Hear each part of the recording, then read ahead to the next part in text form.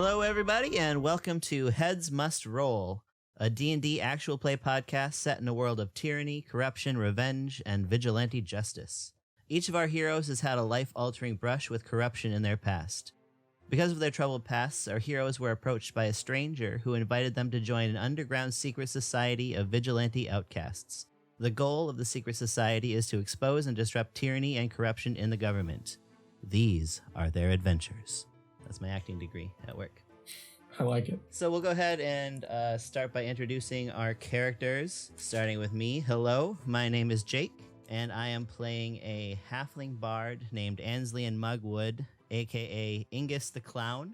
In a nutshell, he is an aspiring clown with anger issues. He is about 3 feet tall with severe acid burns all over his whole body, and he hides his disfigurements behind clown makeup, masks, and prosthetics.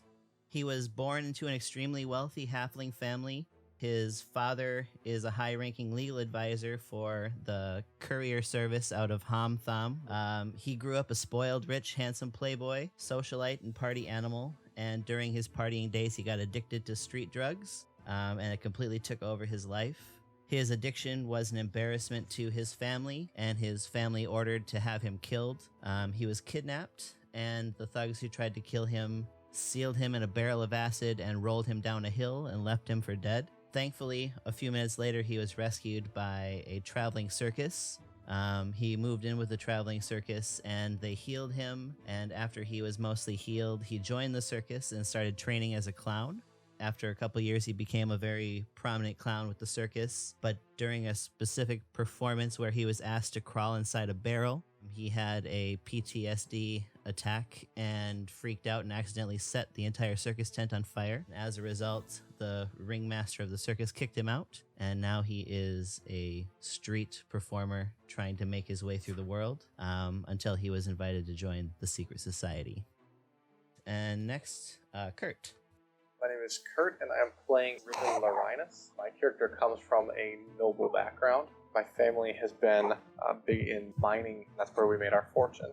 When I was a teenager, I fell in love with the heir to another rival noble family, and my family forbade it, and that was the beginning of my character's rebellion against the upper echelons that he was born into. So, ever since then, he began acting out in small but increasingly criminal ways, starting with petty theft and increasing to larger and larger heists. To get a taste for a life of crime as an act of rebellion against rich and well-to-do, which have never wanted for anything but have crushed the poor working folk beneath their heels. Awesome. All right, Sam? Hi, I'm Sam. I am playing Ilrith Novaris, also known as Eli, a Hexblade warrior. He was once in the employ of a local noble who basically took away his love of his life, and in that betrayal, he tried to gain some vengeance, failed, and spent some time languishing in a dungeon until he eventually made his way to a catacombs and found a dark and broken sword. The sword spoke to him, and he made a deal so that he would have power to finally get his vengeance. And so he did, killing the nobleman, burning down the manor, but it was empty, because in the end, he still didn't have his love back. So now is a story of a man trying to find life after vengeance. Awesome. And Henry. Hey, I'm Henry. I am playing Dectrin Dek Gorin, a human cleric. Dectrin is a legacy of a organization known as the Scourge Purgers. About 700 years ago in the history of this world, a plague known as the Roving Death, a zombie plague, erupted and disrupted society for about 300 years. After those 300 years, the Scourge Purgers was formed and was able to march all the zombies into the sea.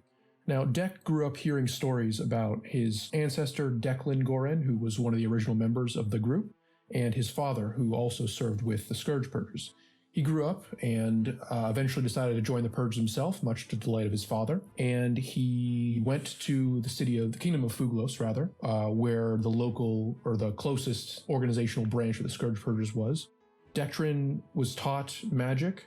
Most of his fellow recruits learned general healing magic, but Dectrin awoke a sort of more tempestuous magic, so storms, lightning, all that sort of stuff. So he graduated the organization, started working in the southern continent, and over time started to find less and less joy out of his work, which was different than the stories he had heard. More of the Scourge Purge's work in the present day was devoted to helping the populace, repairing damages, healing folks, instead of the almighty goal of killing all the zombies. Eventually it came to a head when he discovered this zombie sludge patch, as the mass of zombies in the ocean was referred to. He was surprised to find out that the higher-ups in the organization knew about this, but had done nothing about it. Dectrin believed that there was a better way to get rid of the zombie sludge patch and prevent the zombies that would occasionally sweep up onto the land and hurt coastal villagers than just leaving them out into the sea forever. So he returned to the organizational command, made a request for things to change.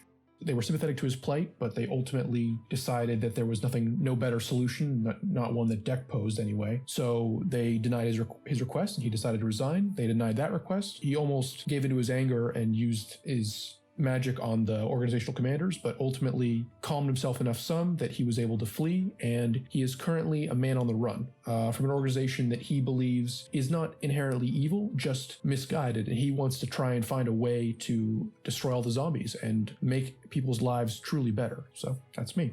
Awesome. So now we've met our players and our characters, and we'll hand it over to our DM for this session, Eric.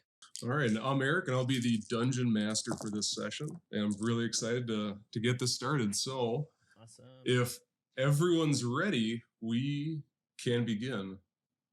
Let's do it. You awaken to the smell of blood, wet straw, and animal feces. Your body is swollen and aches from the beating it just took, and your eyes open, or as your eyes open, you realize that you are in the back of some sort of reinforced prisoner carriage that was probably once meant for animals, but now slightly modified, although not cleaned, and now meant for humanoid passengers. Your wrists and ankles ache, and you realize that you are bound in manacles with your hands behind your back. You are left with nothing but your undergarments currently. There are others in the wooden holding cell with you. 3 faces you remember briefly meeting before you realize that you are surrounded, and the one other face you don't recognize sitting in the corner of the carriage. Just yesterday, you were approached by someone you'd never met before, but somehow knew who you were.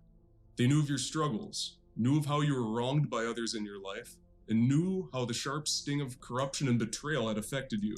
This person gave you an opportunity to prove yourself by completing one task, and you would be able to join a secret group. A group of vigilantes dedicated to the destruction of corruption and villainy wherever it was found. A message was supposed to be sent to you the next day. The stranger then left as quickly as he had appeared. That night, a ghostly female voice called out from the darkness the directions for the task. The job was supposed to be simple. Meet at the Standing Stone outside of the city of Bespophus, west of the last farm with the sunflowers and north of the large oak on the hill, the one with the worn-out nooses still attached. The cryptic directions seemed clear enough. There you would be given further directions. Ultimately, there was supposed to be an abandoned barn that drug smugglers used as a storage before bringing the drugs into the city. You were to burn down the barn and return to a gnome named Grom at the Full Mast, an inn on the docks district along the shores of Lake Flaxidor in Bespophus. If you succeeded, the flames of the barn were to be seen from an observer back in the city that was monitoring your progress. On the floor of the carriage, as consciousness slowly returns to you and your mind clears, you remember finding the Standing Stone along with 3 other strangers there as soon as you arrived. But before there was time for introductions, you realized that you were surrounded. There were dozens of them, lightly armored but heavily armed, with tusks coming out of each one of their faces. You and the 3 others were able to drop a few of their numbers but were quickly beaten unconscious. As you regain consciousness now in the carriage, you can hear several of the gravelly voices of your captors outside the creaking of the carriage as it rolls down the road. There's one unfamiliar face too, a lean young man in a black silk robe sitting in the corner. His hair, long and red, like fire, tumbles past his shoulders, and his head is currently pointed up at the ceiling, eyes closed, possibly napping. Now you are fully conscious, although face down in the dirtied straw. As you have just reached consciousness, you have 1 hit point, but have completed a short rest in your time in the carriage. Roll 1 hit dice and add your constitution bonus to see how many hit points you regain. In 5th edition, if you complete a short rest, which is about an hour of downtime, you can spend hit dice equal to your level to regain back hit points.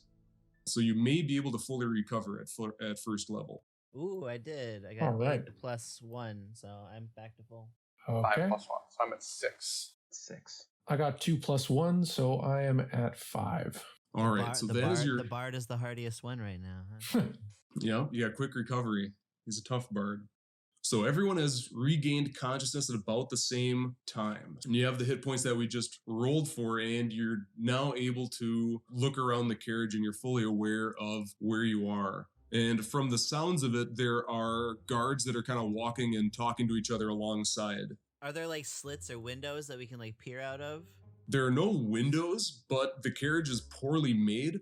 So at looking, you can kind of look through some of the board planks, Okay. and you'd be able to see out just a little bit. Can I maybe do like a perception just to like see, or do I know what the race of the people that put us in here were? Yeah, so as you try to peek through the holes, it's kind of tough to see through the planks. So make a perception check with disadvantage. That's 6 plus 1, so 7. I did not do well. 7, so you can't see much. So it's nighttime outside, and you can see kind of like some shadowy figures walking alongside you. And you can see that there's kind of some moonlight shining from outside, so it's faintly lit, but you can't tell the race of your captors. And you can kind of just hear some mumbling of their voices, but they sound gruff. Can I sit up or move at all? Absolutely. With these manacles, so your hands are chained behind your back, and then there's a connecting chain that goes down to where your ankles are also bound. So you would be able to walk, albeit extremely slowly. But this would make magic casting and then also, wielding anything very, very difficult. Do I have anything left on me? Did they find my daggers and my thieves' toolkit? Everything, while you're unconscious, you were stripped of everything that you had, save for your undergarments. So you're currently barefoot in whatever you had under what you were wearing before. I don't think I remember to put clown makeup on my chest. Oh no. Nope. So yeah, you've got like the makeup cut off on your neck or wherever gosh. you've got a hard makeup line going. That's awful. That's so embarrassing for you. That is so unprofessional for a clown. Mm-hmm. Well, these are my good breeches. You've got some high-class undies on. They were my nice ones. I thought we were gonna go out and party after this or something, but Burn okay. down that barn and then party. I'm gonna look around the wagon to see if there's any loose nails or anything that I could pull out and use to pick a lock. Roll investigate as you kind of muddle around in the straw. Yeah, that's like a 6. Okay. We're off to a good start. So you can see like where the nails are, and you can tell that it's old, but you can't find anything other than bits of wood. So it seems like everything is nailed down pretty tightly. Are any of these boards like weaker, or somehow can I like jam something through them, or try to kick one of these apart or something like that? You definitely could try to kick one of them apart, although it seems like they're kind of like old planks. Possibly, it'd probably take a good deal of effort in order to break through the sides. The red-headed gentleman, you said he's asleep next to us? It kind of looks like it. So he's got his back up against like the wall. So he's got his hands manacled back behind him, and you can see he's just got his head back, looking up, and it looks like he has his eyes closed. Hey, wait, so are you guys all okay? Does anybody have anything on them? I have nothing. Thought it was some purgers that took us, but I don't think they are. No. I'm a bit ashamed that you're all looking at my body right now. It's dark. Okay. Yeah, it would be extremely dark. It'd be almost pitch black inside. Except I have dark vision, but we won't mention that. Sorry, do I have any confidence that like I would be able to whisper with the other three without waking Fabian, or? Yeah, you definitely could. You could just whisper, and also know that you really have not exchanged words with these other three, and that kind of goes for all of you. So you all came to that standing stone you were all told to meet at.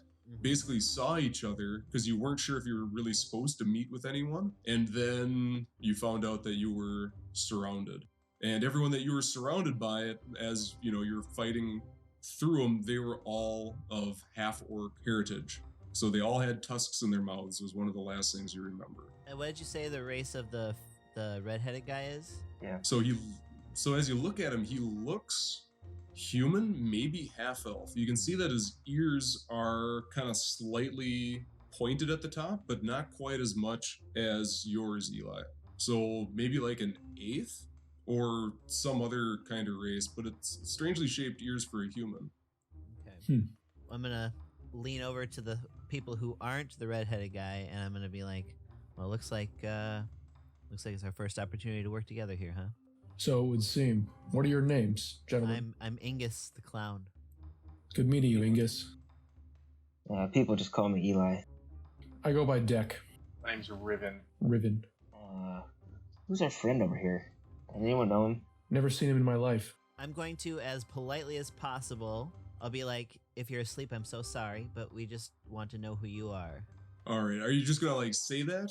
I'm gonna like just nudge him Or ever just so slightly and very gently apologetically ask who. nudge? Yeah. And so you slightly nudge him, and as you lean closer, you can see that he kind of smells sulfury, but kind of in a nice way. And as you kind of like nudge him, he slowly just moves his head over, awakens a little bit, and he goes, "Oh, you're awake. I was worried none of you were gonna make it." And as he looks over at you, you notice that this guy's face, you take a look at it, and it's quite possibly the most beautiful human face that you've ever seen. So you can tell that it's a man. He's probably about 18 to 19 years old, but his face seemingly has like the perfect mixture of both male and female characteristics. So his face has the grace and beauty of a very attractive female, but with the same kind of like harsh bone structure of a masculine face, all blended together to just this perfect face if there was one, as he just kind of confidently smiles at you. Friend, do you have a name? He goes, "Fabian, and yours?" Fabian. I was Eli. That's Ingus over there. Deck and Riven, it looks like. But Ingus Deck. Beautiful. Well, I'm glad none of you are dead. I like this guy already.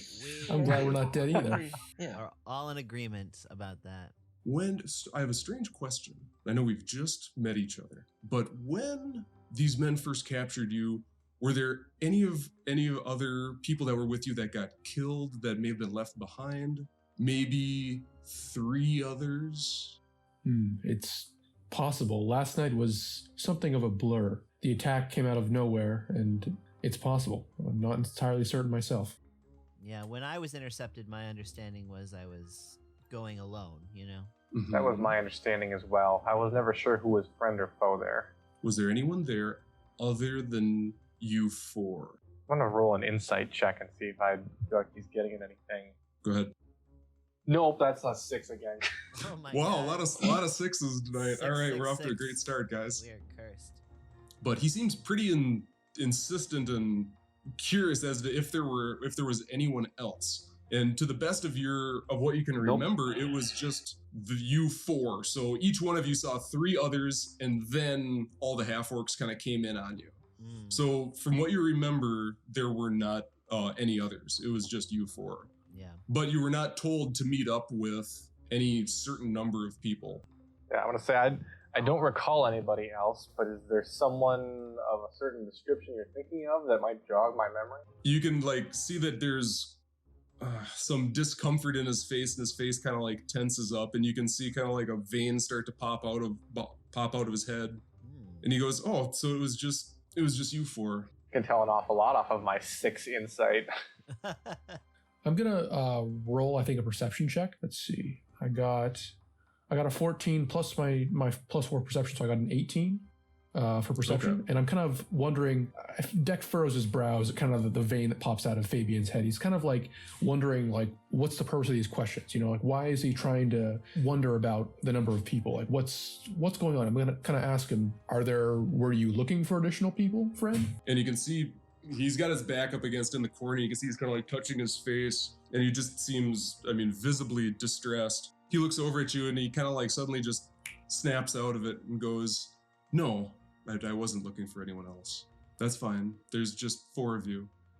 Anyone know where we're going? What road is this, and where are we headed? I kind of try and peer through the boards and kind of come back and like, I really can't tell anything outside of the carriage. Dectrin, with like your perception score from before, so you were able, I'll just say that you were able to kind of like see through the boards a little bit, and then you can also hear from outside, and you can hear some of the presumably half-orc guards kind of like talking amongst themselves. And you overhear something about them kind of talking about executions in the morning. And then also just with scumbag vigilantes, and the trap or the plan worked just as we thought. Interesting. I'm going to relay that to my team, tell them that, and kind of be like, well, if they're talking about us, then I say we try and figure out a way out of here. Totally. I'm pretty good at picking a lock, but I don't currently have anything to do it with. Does anyone see anything lying around I could use? Like a shard of wood or something? That's all we have to work with. How many of these nails? I guess you tried to look for a loose one already? If anyone's eyes are better than mine. With insight, with investigate, you can also help someone in their check. And so if like two players like work together, you can help to give advantage to another player. I'm going to assist Eli. Riven, maybe you can tell me if any of these nails look like a good candidate here. It's not going to beat my passive. Okay. So passive is a 12. Yeah, I rolled a 5. Okay. Yeah, so you have advantages? Did you roll twice? Oh no, I thought you do a bonus. Sorry, let me try that roll again. Oh, right. So you get 2. 4 plus 4. 16. 16. Okay, so 16. So Ingus kind of helps you kind of like scratch around in the straw looking for kind of a loose nail, and you find one like bent one that's just kind of sticking out kind of towards like the middle of the carriage. I'm going to use my manacles to try and leverage it out. I don't know what to roll for that, but use sleight of hand. I could use my bardic inspiration right away, right? I can give him bardic inspiration. You could. I would say make either like dex or strength. And then Ingus, if you want to give him some inspiration, you can on his check to see if, because with dex you could try to finesse it out, or strength just like rip it out. I'm going to grab his manacles and try and help him. I'll hold off on bardic inspiration. I'll let people help each other first. So the whole thing with advantages versus disadvantages, is that the same as proficiency? So if I'm proficient in a certain skill, does that mean I have an advantage in it, which means I can roll? No. So with proficiency, if you're proficient in something, that means you just add your proficiency bonus to it. Gotcha. So if you're proficient like in a skill, you then add like your proficiency bonus to like all the checks in that skill. So in this case, since Eli is trying to like get it out himself, Riven, I'm not going to allow you to be able to help because I don't exactly know how that would work in this case. But Ingus, if you wanted to supply some inspiration, I'm going to give you like a really creepy wide smile, put my hands beneath my chin and be like, you are so strong. And then you have, what is it?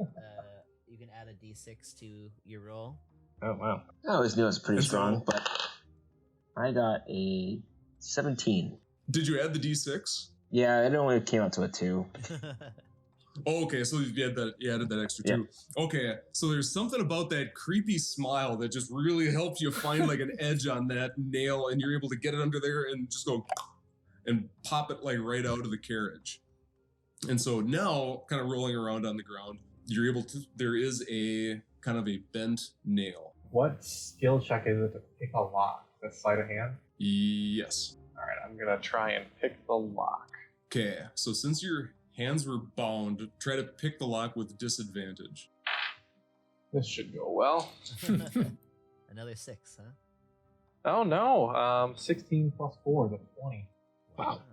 Wow. Is right. Okay.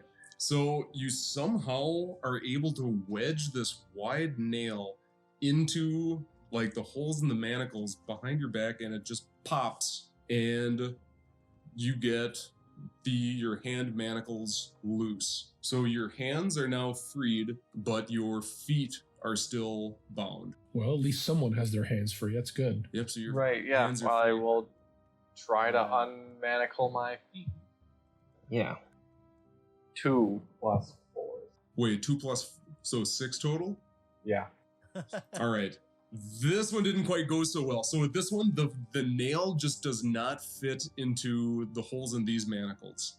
So there must have been, the ones on your hands must have been just poorly made enough that you were able to jam a rusty nail in there and pop them open.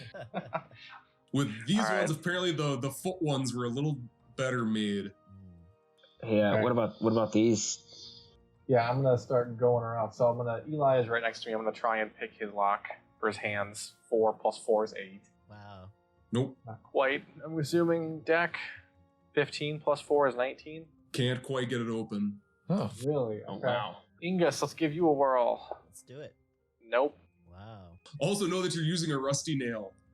So So it's it's forgivable. it's a little bit harder than what it would normally be given your Yeah. actual locks, but you're kind of getting the hang of it. You had the beginner's luck on the first one.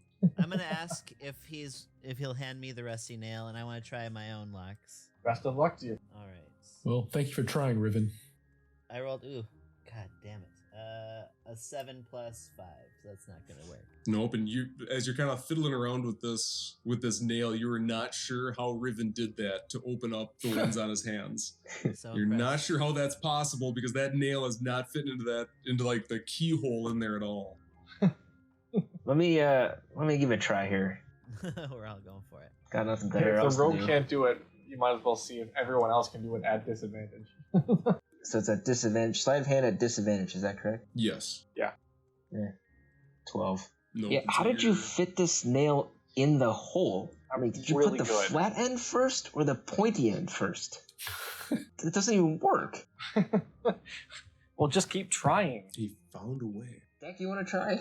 I shake my head. No, I've seen you three try, and I don't believe I'd have any greater luck than any of you fine gentlemen. All right. Well, Riven, you want to hang on to the nail and just hide it for now or something? So in terms of spellcasting, you said anything that involves our hands we can't do, but if there's something, what does the V, S, and M stand for? Vocal? Verbal, semantic, and material. So with certain spells, there's only like a verbal component, but most have at least verbal and somatic, where you need both like sound and then like physical, the ability to move. There's a driver of this carriage, I'm assuming, right? Yes, you would assume. I want to try casting Dissonant Whispers on the driver, because that's only a verbal. I'm not sure. Or I if have to you have would seen be him able before, to, right? Yeah, I think you might need to have him in your line of sight. So you can kind of hear kind of some of the grumbling again of the voices of the guys in the front that are driving the carriage. Seems like, from what it sounds like, there's probably 2 of them up front. Can I maybe at least try to like peek through a hole to see if I can visualize them? What if you could Yes. just converse with them, right? If they can hear you, that's all that's necessary. I think so, but I think to target someone, that you would need to have them in your line of sight. I'm gonna start by trying to find a hole and peek through to see if I can see a driver. So yeah, so roll perception or investigate, I would say, to try to find like a hole that's big enough that you could find to see one of the drivers in the front. I am equally bad at both. Let's see. I can give myself bardic inspiration, maybe. I think so, yeah. I'm going to inspire myself because I'm considering this a critical moment. So I'm just gonna like take deep, calming performer breaths and be like, "You can do this. You can do this." Ooh, 19 plus 3 plus 1, 23. Ooh. And that was to kind of like find like a hole in order to see the... If I can visualize Drivers? the driver, yeah. Okay, so you find kind of like there's like a somewhat wide crack that you're able to find, and you can kind of see the side. You can see like the leg of the driver at the front, and you can also kind of see out the front. You can see there's like 2 horses that are pulling this carriage down the road, and way in the distance you can kind of see the lights of Bespophus. So it looks like you are driving towards Bespophus. I am going to like stick my face in the crack and cast Dissonant Whispers on who I perceive to be the driver. Okay, so with that one guy, you can see him, and you're gonna kind of put your lips kind of up to the crack and start whispering through there. So dissonant whispers, what's the effect of that? Target must make a wisdom saving throw. On a failed save, he takes 3d6 psychic damage and must immediately use a reaction to move as far as its speed allows away from me. So it's basically I'm That's like awesome. casting whispers into his brain that scares him so much that he takes damage. Excellent. All right, and you begin to whisper, and that's a wisdom. And then what is your like saving throw? Your spell save DC. My spell save DC is 13. And so the whispers, the guy that you were targeting, he's talking to another guy that sounds like there's another guy right next to him. And you start kind of whispering through just to him, and he kind of like looks down and goes, "Wait, what's that? What? Ah!" And roll for damage as the whispers sounds like they hit. 8. Okay. And then he has to move as fast as he can away from Yeah. you? I think that's right. Yeah. So he has to try and move away from the whispers. So he needs to try and speed away from as far as he can go away from the whispers. Okay, and so through the crack, I suppose your mouth is up to it right now. You speak these whispers, you can feel kind of the magic coming out of you, and the guy just stands up, drops the reins, starts screaming, and jumps off the side of the wagon. And you can hear the other guys, so the wagon just kind of suddenly lurches to a stop. And like all the other guards are kind of like talking to each other, like, wait, what the hell's going on? What are you doing? As this guy goes, ah, and just running and screaming like off the road as fast as he can. What just happened? Yeah, I'd like to know as well. And so he just kind of like books it off the side of the wagon, and the other guards are surprised by this, and they go, Gargash, what are you doing? What's going on? Just like, and a couple other guys are like, wait, did you hear that? Hey, keep it down in there. And you can hear this like slamming of fists up against the side of the wagon. And I'm gonna yell, what the hell's going on out there? Let us out! He goes, quiet down in there. We're As far as taking you back to Best Bofus, and we're gonna skin you alive in the morning. Can I like say, there's something evil, crazy going on in here. You won't be able to kill us. It's gonna kill us first. Wait, say it again? So you said there's something crazy going on in there? Yeah, like I said, there's something evil going on in here that's gonna kill us before you get a chance. Roll deception. 16 plus 5, so 21. By the way, we're Something not at all evil? prepared to fight people, are we? No. Something evil. We bound their hands. They're not supposed to be able to do magic with their hands bound. What do we do? And you can hear there's kind of like rabble between like the guys out, or the guards outside. They're not exactly sure what to do. And from what you can hear, they're all kind of confused, as none of them seem overly confident with how magic works to begin with. So yeah, we need to like come up with a plan very quickly. Now that I've raised them up. And you hear like another one of the guards kind of shout to the other ones. He says, we're almost to the city. Just keep going. Just get back on there. And Gargash, and you can hear like this like moans of this one, which apparently is the driver, slowly kind of like, you think he's walking back to the cart, and he's going, oh, then you hear the voice of another one. It's like, oh God, he's bleeding out of his ears. Oh, and they're like trying to figure out, they go, what did they do to you? He goes, don't worry, they'll be dead in the morning. You'll be able to kill them yourself. And I'm gonna say, whatever happened to you? Has anything like that ever happened to you before? It's terrifying. Let us out of here before it gets all of us. You just hear slam, slam, slam. Shut up. But roll deception. 12. Can I assist in this? Just start screaming. Yeah, well, I don't want to just start screaming. I want to start ramming my shoulder into one of the walls of the wagon, so it starts like tilting back and forth. Okay. And so you stand up and you start kind of like rocking the carriage, and the guards outside, they go, they start like talking to each other. They go, we gotta get back to town. These prisoners are awful. And they start arguing amongst themselves. I thought you manacled them. It's like, well, I told you we should have gagged them. And then they just start getting into an argument, and you can feel someone else kind of hop up onto the front of the carriage, and you hear the whoosh, and the wagon slowly starts to keep creeping towards town. Oh, great. And are we able to start? Is there any way we can tip this wagon? Like throw our bodies back and forth? Yeah, if we're just like slamming into the wall. You could. The thing is that as soon as the door, I wasn't thinking about this, as soon as the doors open, it's us fleeing from them with manacles on our feet. So we're kind of screwed. But it gives us a few moments. It's going to take us a while to tip this thing. It'll add to our something is in here that's trying to kill us. Yeah. I'm gonna try. I'm just gonna start. Just crazy rambling. So you stand up, and I mean, you can barely move your feet because your feet are manacled extremely close together, but you're able to kind of slam off to the different sides of the carriage, and you're able to rock it. Roll like a strength check. Okay. To see how much you rock the carriage. I get a solid 11. Okay. So as you kind of like slam your shoulder like into the sides, it's like, ow, and then you go to the other ones and you slam in, and it rocks a little bit, but it's been reinforced in order to kind of hold prisoners. So it used to be for like animals, but you can see that there's kind of been extra parts. So it's a little tougher to get this one to fall over since it's kind of been built to resist that. And you can see Fabian kind of looks up, and he just kind of like looks up at everyone in like amazement and goes, "That's amazing."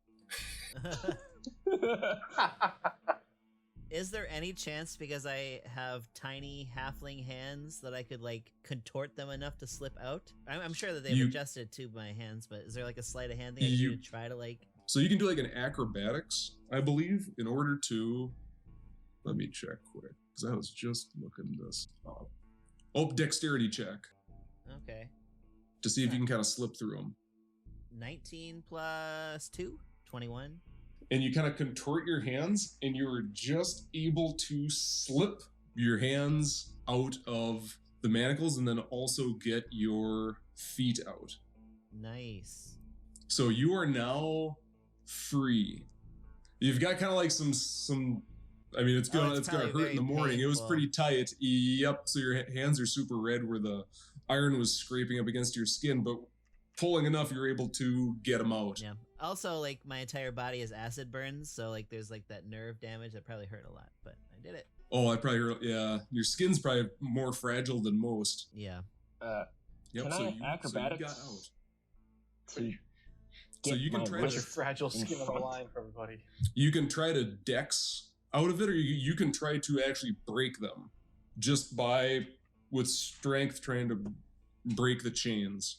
I don't want to do that much. I just want Dex to get them in front of me. So, wrist behind your back is probably disadvantage to a lot of things, but at least get them in front of me. Yeah, do an acrobatics check to see if you can like do the thing where you get your hands under and around your legs. 22. 22, so you were easily able to get the manacles in front of you. Why didn't I think of this earlier? And do you want to try to break out of them or slip through them? Now, the halfling had like much smaller hands, but you can also, you can see that yours are just like a little bit larger, so you may be able to kind of finesse your way out of it, or just kind of break through them. Can I try to pick it again? If you already tried to pick it once, I'm just going to allow one pick because that's going to be all of your attempts to pick it. All right. Yeah. I will just try to slip one hand out of one. Okay. So if you make the check, you get out of them. Dex or... It is Dex, unless you want to try to break them. Your choice. No way. I think I have a bunch of red marks on my hand, but no closer to getting out of them. What'd you roll? An 8. But it's okay. Okay. So yeah.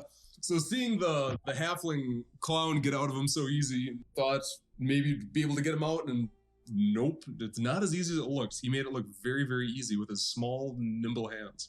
I'm going to try and get my feet out. 18 plus 2. Dex? Yep. Okay, so you said 20 total? Yep. Okay, and you're able just to get your foot straight enough where you're able to actually slip off the foot ones. Nice. And so you are also able to get free. So Ingus and Riven, you are now totally free. Can I go over to Deck and try to help him out since I'm free? Absolutely. Or I could give him bardic inspiration as he attempts to get out. You could, you could inspire either act.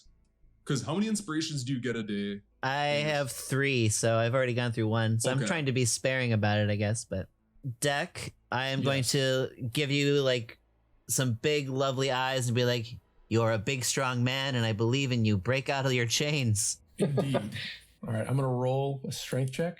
And then you get to roll a d6 also. Yep. Oh, nice. Got an 11. Then I roll another d6 as well. Yeah. So I got a 16 total with everything. So you are feeling like a big, strong man from Ingus's inspiration. So you're like, I can do it. But they're surprisingly tough, although they are kind of rusty. And you're unable to break the chains or get out of them. Ooh. Okay, I'm going to take the rusty nail that I had, and I'm going to try and jam it into his lock part, and then use my manacles that I got off to pound it in to see if I can break it. Okay. So Use- strength, I'm assuming. Yes. What A we solid could... 8. About 8. What would probably work better is that if we just say that you aided Deck in trying to get the manacles off, but trying to break them, you could give him advantage to his like strength roll. All right, then roll a Since- second D20 deck. What did you roll on Ingus's D6? Do you remember? I rolled a 4. Okay, so Nice. so keep that 4 and then roll another D20 Okay. and see if that's any better the second time around. No, since Riven's helping you. Yeah, I got a 14, so it'd be an 18 total. 18. Okay, so still not able to get through these ones. The iron bends like a little bit, and you can see that it's starting to warp, but like they're not coming off. These ones are much tougher to break. You're not able to get the right angle on it, even with the help of kind of the rusty nail and Riven's help. Well, I guess the last way is to try and break this thing. How strong are you? I'm probably as strong as Deck over here, but I don't know. We're all work for like him. physically middling characters. Yeah. I'll give you the help of my rusty nail here. Yeah, because Eli, what is your strength? Just kind of curious. 13. 13, and then Ingus, what's? Mine's 10. I have nothing. Okay, so nothing. So most people are like a little bit strong, Well, but no. these are all heave it, average. No Hulk yet. Yeah. Yeah, Average we don't- for a we don't- 3-foot tall being. That's don't pretty have a- strong considering. Yeah, you're Yeah. 3 feet tall. We don't have a tanky person here. That's all right. That's what magic is for. If I can get out of this, I can start blasting our way out of this, but man, I need to figure out how to do this. All right, I'm going to try and...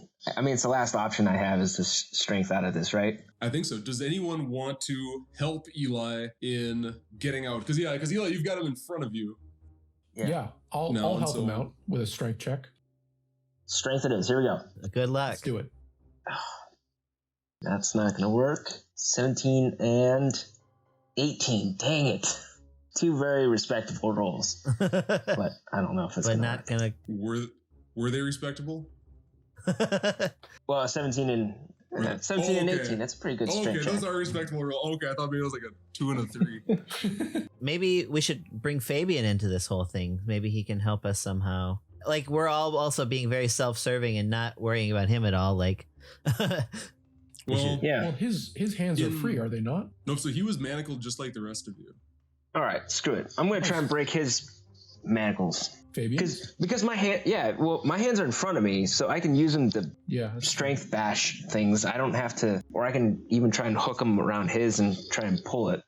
And so this whole time while like all this was going on, all this magic casting and breaking out of manacles and stuff, you can see he's just sitting and kind of like quietly observing. You can see he has kind of the small like smile on his face, and he's kind of looking and kind of quietly watching all the things that's happening, and he seems incredibly pleased with how things are going so far. His face is almost overly animated in how kind of excited he is as, you know, a few of you were able to break through. also, a point of note, I want to save my manacles and throw them over my shoulders so I can have them for later.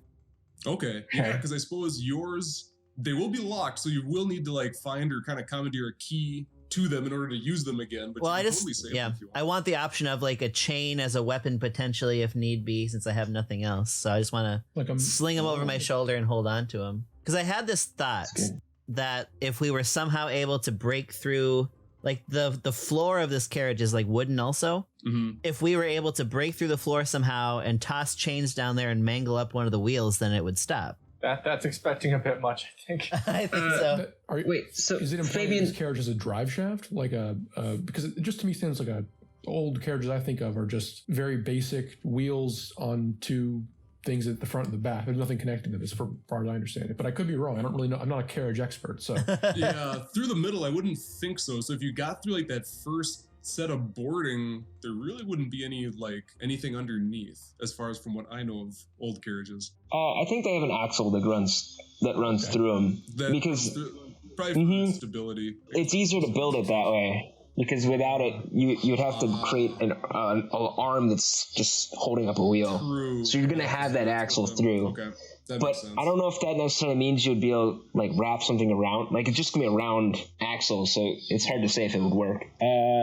Fabian, right? Fabian over there. Yeah. Mhm. Do you want out of your chains at all? Like we could try and break them or something.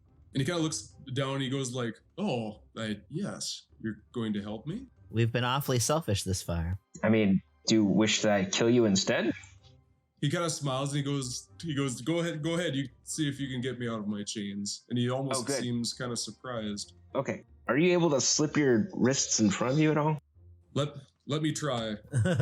And you see that he like really easy, even more easily than how you did it, slips down around and puts him up in front. And he reaches over to you, looks you in the eyes and goes, try to get me out. Yeah. So what is it you do for a living? I'm going to set the chain down on the ground. First. Do some small talk while you're working. I'm a traveling magician. Magician. Perfect. Great. Mm-hmm. At least you're not a cannibal, as far as I can tell. I'm going to try and break the chain by stomping on it, or at least breaking it. Mind helping me out by putting the chains in kind of a weird way or something? Okay. Yeah, and give me some advantage here. Like twists them and gets them into kind of a stress position, if you will. Great. Now we're just going to try and curb stomp it. Here we go. Nice. As you try to like stomp down, you stomp down and it doesn't seem like they're trying to go. And between stomps, you see that he suddenly pulls his wrists apart and it goes ping, and he comes free. But it didn't break when you stomped on it. Interesting. I rolled a 19, but somehow it worked.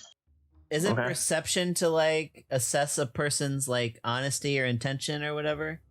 I think that would be insight, because that's to like catch a person in a lie or see what they're trying to get out of it. So say I was observing this and I want to see if like physics and intention line up. I would just roll like investigation or perception. Either way, I suck at both of them. So it would be insight in this case. I think. I suck at that too. Insight. I'm just gonna give it roll up your insight as far as your intuition on what this guy's up to, if anything. 9 total. I'm so good. He's just a prisoner trying to get out of manacles. He's just a poor guy just like you. Although, just a weird dude. Yeah, you can see, although one thing you do notice is that even through the darkness, you can see that his face is unbeaten. Although the rest of you have kind of healed up. A lot of you, like some of your eyes are still like swollen up, and there's maybe a couple teeth loose. His face is untouched. Interesting. But he's extremely happy that Eli helped him out of the manacles. It's probably just because while they were beating him, he kept saying, "Not my face, not my pretty face." and he won the persuasion check, so they're like, "Okay, we'll stay away from it. We'll just go for the ribs." So 3 out of the 5 of us are free now, right? So, well, Kurt's half. I'm completely out. You're out. Okay. Oh yeah, you and me are out. We're still working on Deck and Eli. Speaking of which, can I do an athletics check? Can I just like flip my arms over my head and just like bring my arms down in front of me, like from behind, and then just like have your hands bound and you just kind of like flip your shoulders back and bring your arms forward, like up over the back of your head? Yes, exactly. Go for it. Okay. All right. Ooh. This looks painful. I'm sitting here like trying to figure it out. Shoulders. So I got a 15 plus my plus 3 athletics. I assume that doesn't pass though, does it? It does not. That does not get through. You're able to get like most of the way up, so your shoulders are surprisingly mobile, and like they crunch a little bit as they're going up, but they just kind of lock as you're just about to get them over your head. If someone pulled them, that would work. You could get them in front of you, but that would hurt a lot. Ooh. Is that rusty nail still in play? I do still have my trusty rusty nail. It's still there, trusty rusty. Can I? And that's a sleight of hand. It kind of depends what you're gonna use it for. I'm just gonna try and pick Dex locks. Yes. Yep. So that would be sleight of hand. I just give it a try. Get it and finesse it out of there. Yep. I'll ask Riven to borrow the nail. There you go. 11 plus 5, so 16. So you're unable to get in there. Again, using a rusty nail is a little bit difficult. It's with hard. The picks. You think that if you had the right picks, you'd probably be able to get it, but it's just not going into the spots you need it to. Is Fabian fully clothed, or is he like in his skivvies like we are? So he's not in his skivvies. He's got like this kind of black cloak on, almost, and it just looks like he's got one black cloak and he's got nothing else on. So almost like you can see down, he's got it kind of tightly down, bound like around him, and you can see that it's a pretty nice cloak. See, they stole his skivvies except for his cloak. He's naked under the cloak. Yeah. They did terrible things to him. That's what it is. And so he stands up and you can see he kind of like puts his hand up against like the side of it as like, you know, the wagon's rocking, and he goes back and looks at all of you and he goes, shh, and he like points up. After a couple seconds, you hear some of the guards outside kind of surprisingly go like, "Run! What's that? Stop!" Then you hear what sounds to be like crunching and snarling going on from outside the caravan, along with kind of like the screams of some of the guards. It almost sounds as if like wolves or some like wild animals had attacked the outside, and all you can hear is like screams, the clanging of metal, and like the tearing of like flesh and armor. And inside you can see Fabian standing there, and he's just kind of smiling, like listening to it. And after what seems like about 20 seconds of the sounds and the screams and everything else dies down, you hear some footsteps from back behind the carriage. You hear the board that's closing the door flip open, and you can see the door open, and outside the back you can see again like the road that you came down on, and a half-orc body laying out that's been completely ripped in half. And you hear this voice coming. You don't see what's saying it. It must be like off to the side, out from the entrance, saying this horribly guttural, kind of greasy voice that almost sounds like it's coming from like the back of your throat. Does anyone speak Infernal? No, I don't. I speak Common and Orc. And so you hear kind of like this extremely deep voice come from the side, and Fabian looks back and he goes, "It was a pleasure meeting all of you, and I'm sure you'll be perfectly fine. So don't worry about the things outside. I'm sure you're all perfectly capable, and I wish you all the best in the future. And I think that we'll meet again very, very soon." And he kind of like walks down and hops off the back of the carriage, and he says something in this language. It sounds like his voice drops like 2 octaves, and he kind of like walks off to the side, and you can kind of hear like the rustling of grass as he walks kind of off the road, and you can see that there's kind of like a conversation between him and then also this other voice, which has a much deeper, more beastly tone to it. You can the breeze kind of like comes in through the carriage, and you can kind of smell what smells like blood, and then also the strange kind of smell of sulfur. Any screaming? None, so it's dead silent out there. None now. It is dead silent. There was screaming, but that then stopped. Yeah, we're probably in danger. Yeah, I'm gonna poke my head out. I think we're good, guys. They're probably all taken care of. I'm going outside. I'm going to move into this carriage, and this is my new home now. You might want to clean it out first. Are we safe to leave with you guys all shackled up? Well, I mean, let's go with the... I'm going to look for keys. I liked it better when we had guards that were trying to skin us because I could bribe them. What the hell? What just happened? If you look at the map... Oh. So the 2 dead things at the front, the two horses at the front got ripped open as well. So the horses are both disemboweled. And through like in the dirt, you can see that there's like blood everywhere, and like what looks like there's like burns on the ground, and there's like strange tracks on the ground. And also even on the sides of the carriage, you can see there's like these big claw marks on the side that may have been there before, I suppose, but seem a little bit larger than your average animal. We had this many guards? I thought we were going to break out and have 4. I'm really glad we didn't break out. Yeah, we would have been... Originally, you were beset by dozens. This was what was outside, so there were lots of dead. And then, where Fabian and the other thing left, you can see there's kind of like a part through the grass. So there's like tall grass off to the sides, which is like the green. And you can see that off here, this kind of like tan. Basically, you can see where the grass parts, and it's just a trail of dead grass going into the plains. So that's the direction I will not be going.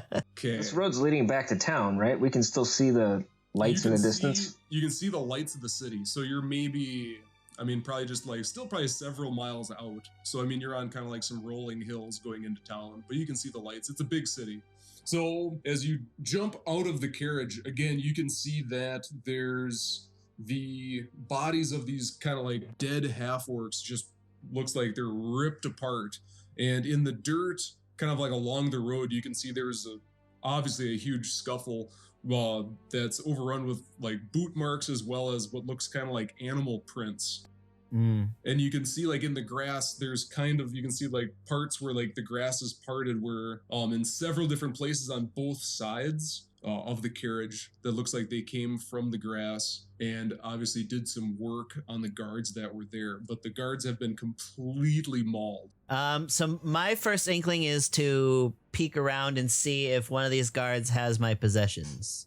So as you look for your possessions on the kind of just to the sides of the carriage, you can see there's lock boxes that looks like they'd be used for storage, as well as on the sides there's kind of like hooks built into the side of the carriage, and you can see there's weapons that the guards were using, as well as any medium to large size weapons that you had. So if any of you were carrying medium or large sized weapons, they're hanging off the sides of the carriage. Any other items you had on you would be in the lock boxes that are built into the sides of the carriage. I'm definitely going to grab my umbrella rapier because it means a lot to me. Okay, so you can see that the umbrella is kind of just like hanging off a hook on the carriage. I'll grab my mace as well, since I'm sure it's also in the same position. So. Yep, and so you can see there's a couple other maces hanging there as well, but you can kind of tell by how yours was decorated which one's yours.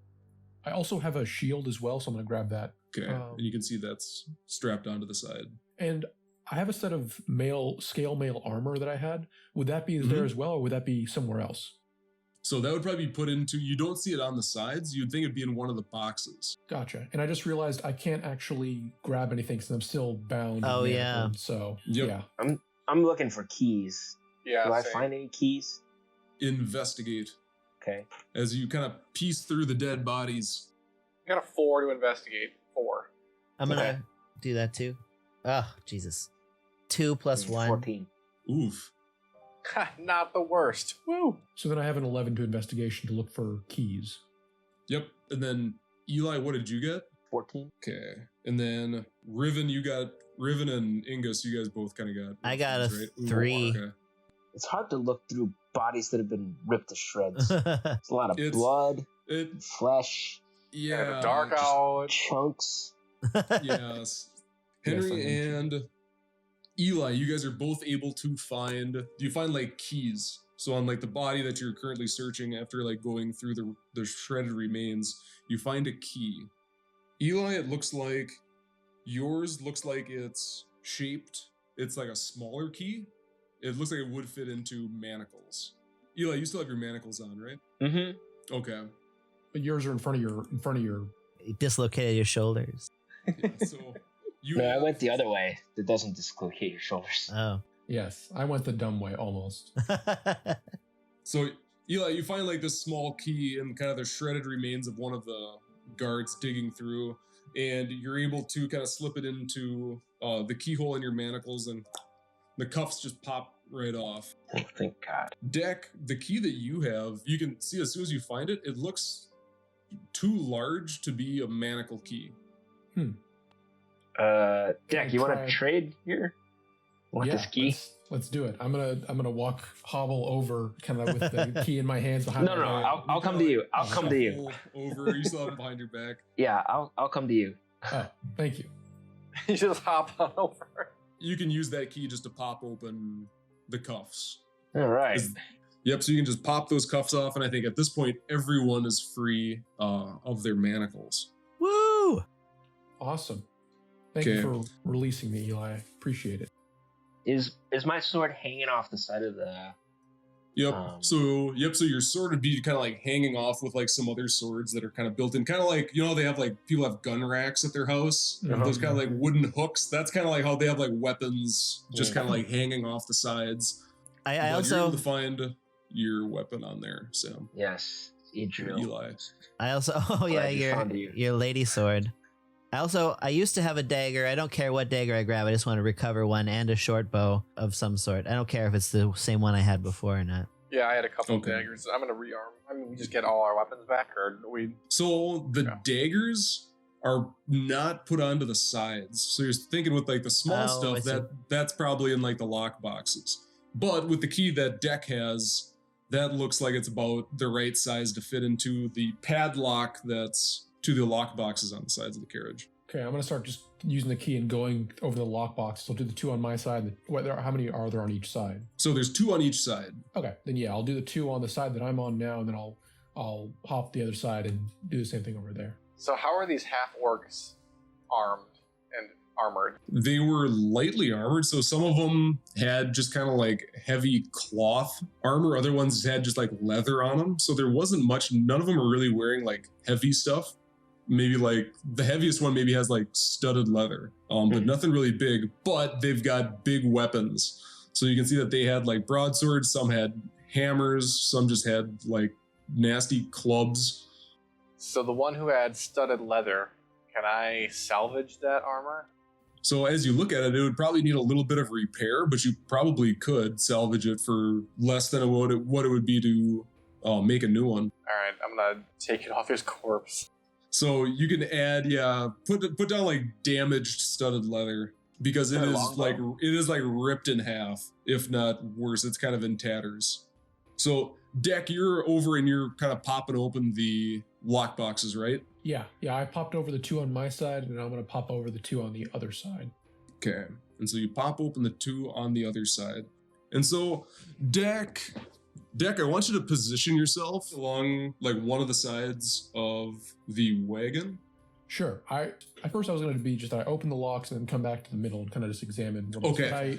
Something's going to happen as soon as you finish that last lock. Before I unlock the locks, I grab my shield and my mace. Yep, because I think everybody has their weapons, and then with the boxes open, you guys would be able to grab your daggers from the boxes as well.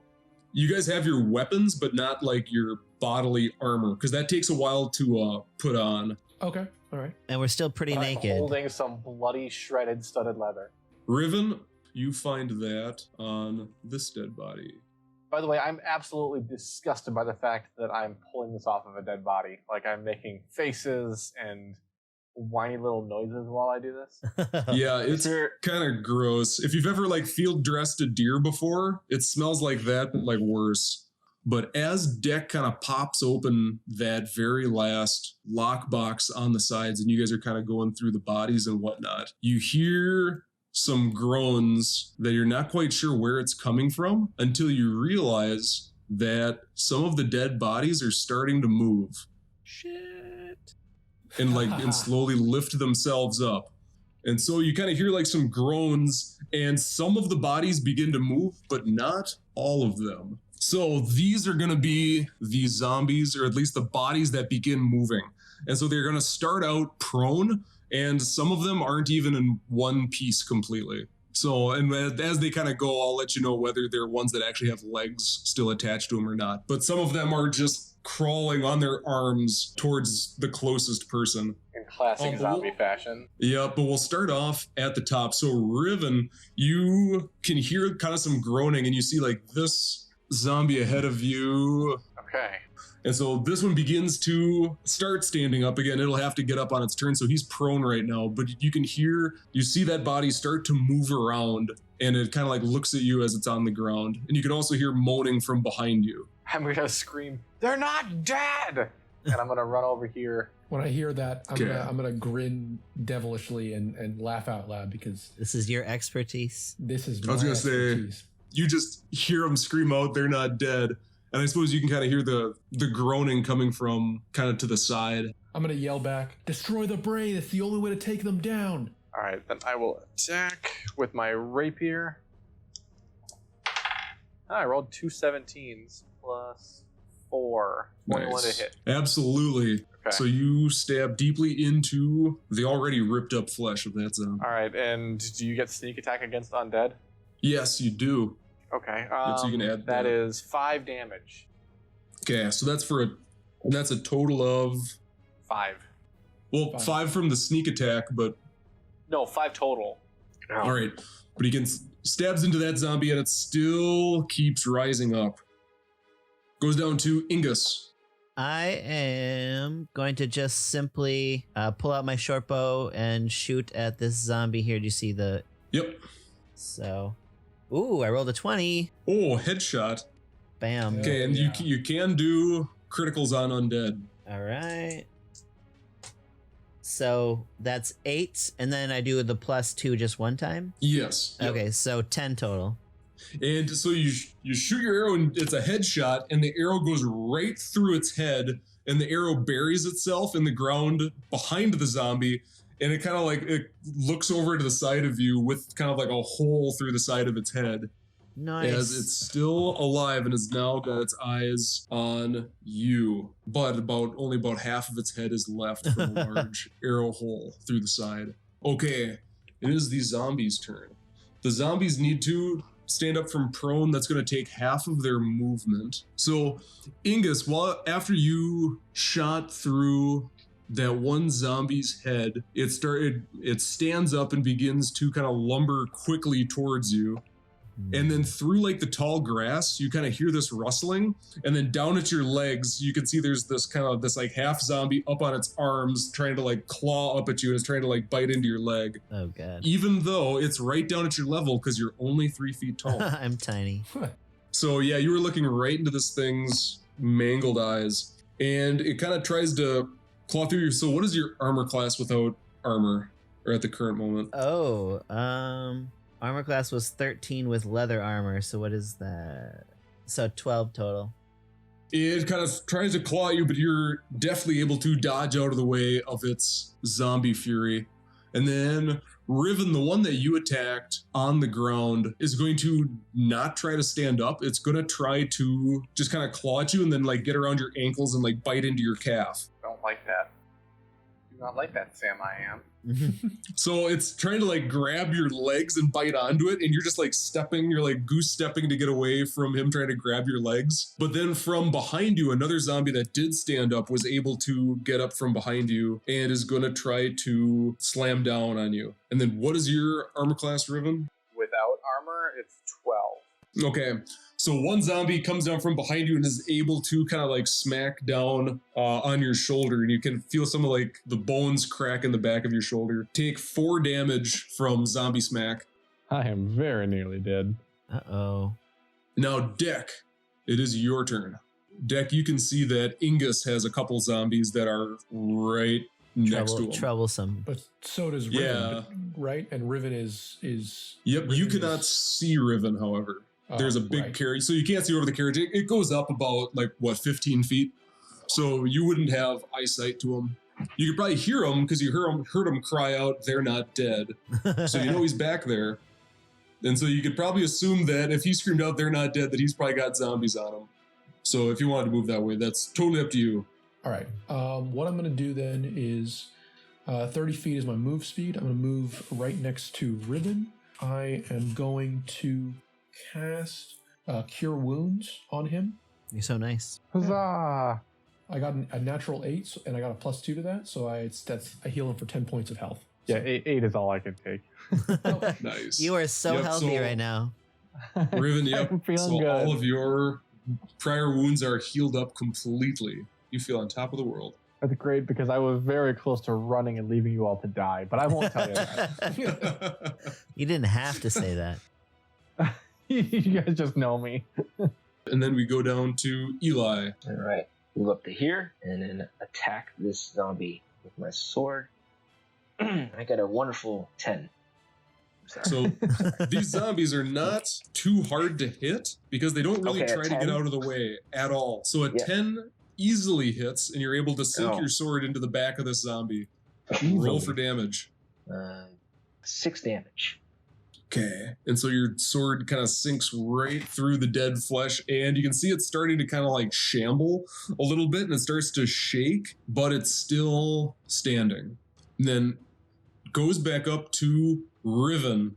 So Riven, you have a stabbed zombie that's on the floor right in front of you trying to grab your calves. And I'm one gonna stab it again. slide to the side. All right.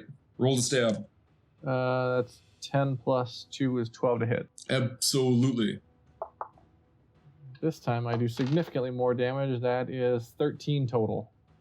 And with that stab, you kind of like you stab into it and pull it out, and this zombie, you see it suddenly just stops trying to grab onto your legs and just kind of falls face down into the gravel.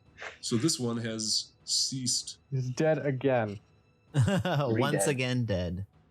Yep, he has gone back to the dead state. Not even undead, full dead. Free dead. Full dead. He's full dead. Dead. Always He's got a full full re-dead. And now I can also move, so I'm gonna move one So, step over. so you've moved over in front of that other zombie that's still standing there.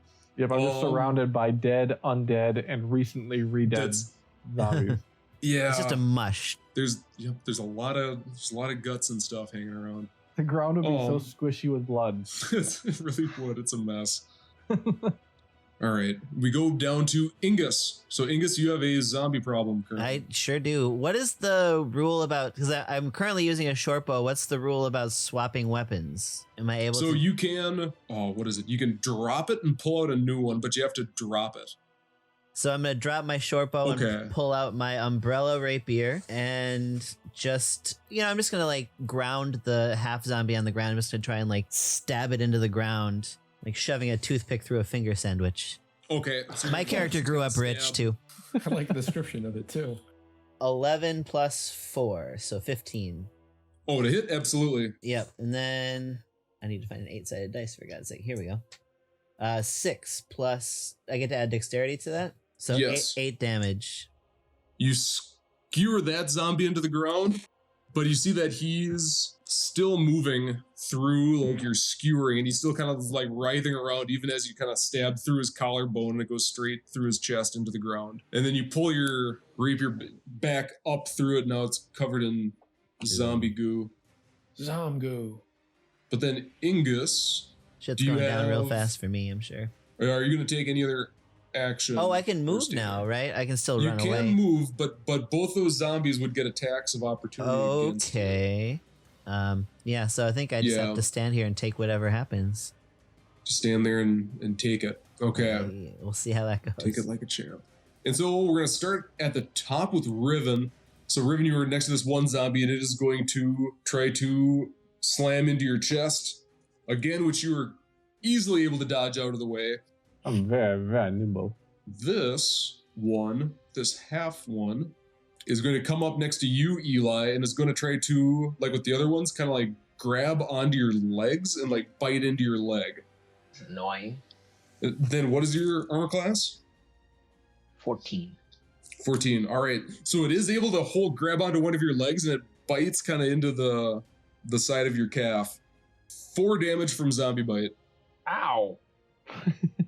Owie. As it bites in and then like pulls its head back to like rip the flesh out of your leg. Ooh. Then Ingus, this one zombie that's in front of you, so the standing one that's like barely able to stay standing, is going to take a slam and misses terribly, Nice. Oh, thank God. as well as the half zombie that is going to try to grab at your legs, or really grab at you since you're Yeah, only my 3 feet waist tall. probably. Yeah. So it grabs like like the part of like the waist that's holding your underwear on, I guess. I don't know what kind of undergarments you wear. And it like pulls itself up and it bites like into the side of your stomach. Oof. And it like rips the skin like out of your, just like right off of your gut.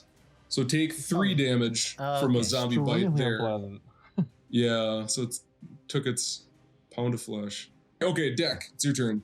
Okay, I'm going to, having seen that Riven destroyed that zombie, I'm going to move forward a step and try and pound this other zombie into the ground. Okay, I have my mace, which is bludgeoning. Hopefully that'll help out. I got does an 11 hit hit the zombie? Absolutely. It do. It do Yep. hit. Okay. So it Uh, crunches into zombie bones. All right, then I will roll bludgeoning damage, 1d6, and that's 5 points of damage. And you mash down on the zombie, and you can hear some bones crunching under the weight of your mace. But it is Yes. still coming after Riven. And from that crunch, it kind of like looks its eyes over towards you. Eli. I am gonna try and finish this zombie right here. I very Yep. much appreciate So that it. one, you can. He's visibly shambling. Well, does a 10 hit? Otherwise, I'll roll again for Yes. damage, I guess. Nope, 10 hits. These guys Alright, are Then not hard to hit. 7 damage. All right. And you've got a sword, right? Yes. And so as you slash across that zombie's back, it collapses right in front of Ingus. Fuck you, zombie! So now it is a dead zombie. Zombier. The zombiest. And so if I try to move away from this zombie, it draws an attack of opportunity. Is that correct? Yeah. Yeah. I guess I'll stay put then. Okay, we're gonna go back up to Riven. Huzzah! I'm gonna attack this zombie. 12 plus 2 is 14 to hit. Absolutely. 13 damage. And this zombie also collapses back into undeath. Yay! Redeath. Wait, No, you mean redeath. Yep. Redead, yeah. The freshly redead. Okay, and then Riven, do you want to move? Yes, I would like to run down here by Eli. Okay, and so you down that zombie, jump over its corpse, then run down next to Eli. Ingus, your turn. Okay, I'm going to cast Thunderwave, which is a 15-foot cube in front of me. I want to aim that cube where I affect as few comrades as possible. If possible, I want to try and get both these half zombies, but one might be too close to Eli and Riven. So if it's a 15-foot cube, I think you'd just be able to get one zombie Without hurting those right? guys. I'll just do the half zombie to the south of me then. So I cast a spell by doing a pantomime routine where I pretend a rain cloud has come over me and is raining on me. And then I'm super sad and I pull out my umbrella and then turn it and cast Thunderwave. All right, and a thunderwave blast, because that's like thunder damage, right? Just like the sound. Yeah, no, it's like a force. So Okay. it would it hits them, causes damage, and then knocks them back 10 feet. In my head, every time you cast a spell, Yakety Sax is gonna play. Okay, I'll have to find that sound file and add it in if we can get the rights to it. Right. It's a Constitution Yes. save that they get. Okay, Yeah. let's see. And it is going to affect them fully. So roll for damage, and then also any effect it would take effect. 7 damage, and it slides them back 10 feet. Okay, so that is enough to. So you hear this big boom as this kind of this cut in half corpse then flies back 10 feet as it hurtles through the air and just lands with a slop. Can it be like a skid, like a motorcycle accident? That's oh god, yeah. So it just drags blood all the way down here. So yeah, here Gross. that's there. That's the blood skid as it flies through the grass. No. While Yakety Sax plays. Yeah, really horrible violence going on. And I'll give Bardic Inspiration to Eli. Okay. I believe in you. Great. You can finish this task. You are the one. Great. All right. Nice. Eli, you feel inspired. Okay. Ingus, do you want to move? You still have your move if you want to use it. I'm safe to move now. Scaling the caravan, is that a possibility? If you used your movement just to climb on top, you could do it. Yeah, that feels triumphant, so I'm gonna climb on top of the carrier. Okay, but you would just be able to get to the square next to you. That's okay. Or actually, how about instead of moving, I just pick up my short bow? Would that be the same as moving? No, because it takes, what is it? As you pick up a dropped weapon, you interact with objects. Okay. And you can pick up a dropped weapon with your interact with an object that comes free on your turn with no action required. Okay, so you can pick up a dropped weapon. Okay, so you can pick it up. So can I pick it up and jump on top of the carrier? Yes, you can, because that's a free action. Then that is what I'm gonna do. A pretty much naked clown on top of a cart. Yep, the best act of all. Okay, so Ingus picks up his bow and then climbs up to the top, and then it's going to be that last remaining half zombie. So again, kind of just that top part of the torso. Eli is going to keep trying to munch on your calves. Okay. And what is your armor class again? 14. Okay, so again, it grabs onto your leg, All right. bites down Before into your calf. As a reaction. Aha. So here, I have a question though. So if both my hands are occupied, can I cast a spell? I don't really know how an arcane focus works. I know with divine spells you can. So like But for if the you have- paladin, you can use your divine symbol as a focus, but you plan on being a hexblade, so you'd have to make a DM's call whether the weapon could be a focus. I would think so. I mean, being a think hexblade, that just makes sense. Okay. to me. Jennifer the sword, kill him. That's yeah. It's got to be the Jenny the sword. But yeah, you could just use like your weapon like as your focus in that case. Her name is Idril. Idril Yavanna. That was close. All right. Well, I'm gonna cast Shield. And that is a reaction. It is, and it's Nice. only when you're hit by an attack or targeted by a magic missile. Nice. Okay. It gives me +5 to AC. Ooh. Okay. So what would be your AC with the +5? 19. Ooh. That is the zombie like just about as ready to bite down this big shield. I mean, how do you want this to manifest? Oh, well, since Eli. it's coming from Idril, it is going to be a darkened, shadowy cloud almost. And so this darkened vapor just kind of like appears around like your leg where the zombie's going to try to bite down, and its teeth like can't get through it. Thank God. Good. And then it goes down to Deck. All right, so I'm going to move down towards this last zombie. Let's see how far I can get. Is there still the ability to, because I have the move and the action, right? Can I sacrifice the action to do an additional move? Okay, cool. I'm going to use my double action to get down to there. Nice. Or at least Gotcha. the zombie will die with us surrounding it as a family. you know? Yes. So, yes. Yeah, and so you can see the zombie is like basically wrapped around Eli's leg, but it can't bite through it because he's got this like gray like shroud wrapped around his leg where the zombie's trying to get through. And then, speaking of shroud, Eli, it is your turn. I'm going to hex it as my bonus. Okay. Then I'm going to attack it. Roll to hit. So I get a 15. Absolutely. And then rolling for damage. 7 + 2, 9 damage to it. Ooh. So this zombie, as you kind of like stab it, you stab down into it and you just kind of skewer it off your leg. You pull your sword back through it and it's like barely able to like stay and like balance on its hands, but it is still animated, although it's just barely hanging on to unlife. Crumbly.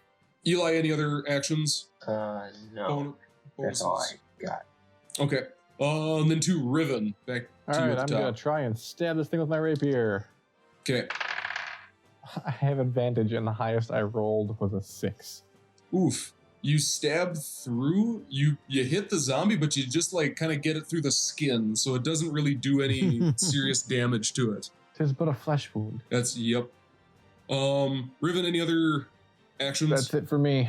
To Ingus, who is now on the wagon. If possible, I want to be very polite and cast Mage Hand to grab the zombie by the hair and lift up its head so that Deck can kill it. Oh, yes. Because that's his I'm expertise. not Is sure. So this is like Nine. half a corpse. So take like a half orc and like, so this is probably like at it's least, huge. yeah. But you could tell us a killer joke. Ooh. We'll take the place. Get our spirits up, yeah. Well, Just for fun. what I'm gonna do is I don't have my juggling balls. Oh no.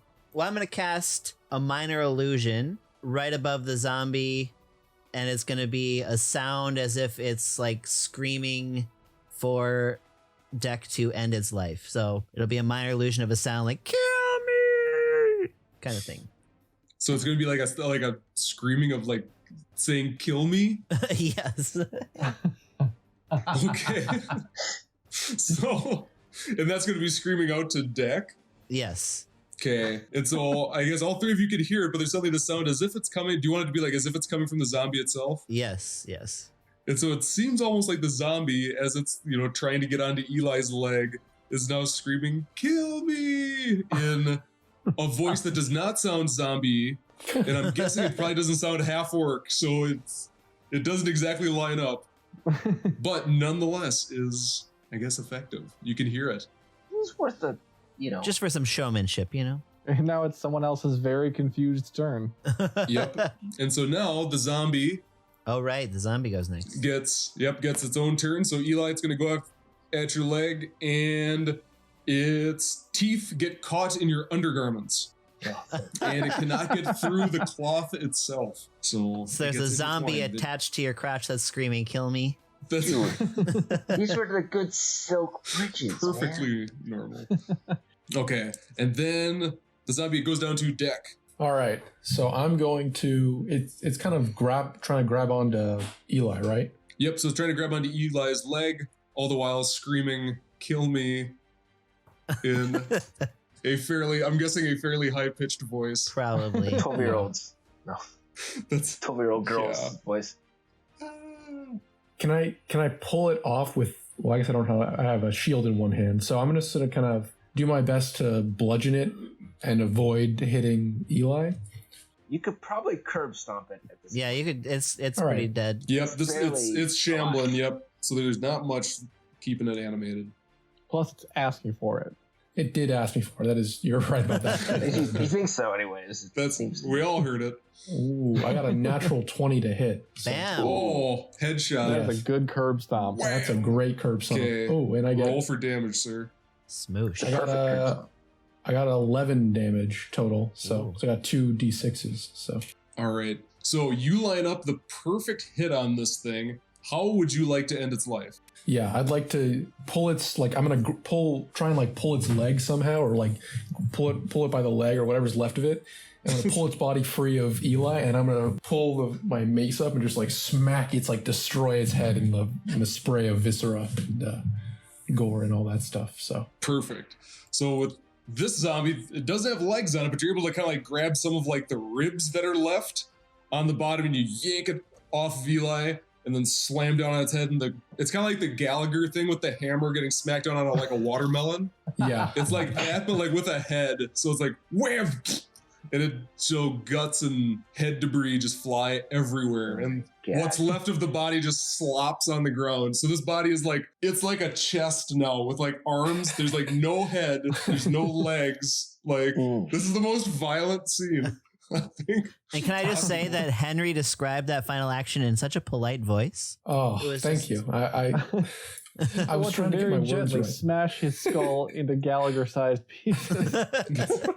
He deserved it. All right, and so after that, you hear no other groaning past your own just panting from what you guys have just been through, but none of the other bodies seem to be moving or groaning. So the threat has been stopped.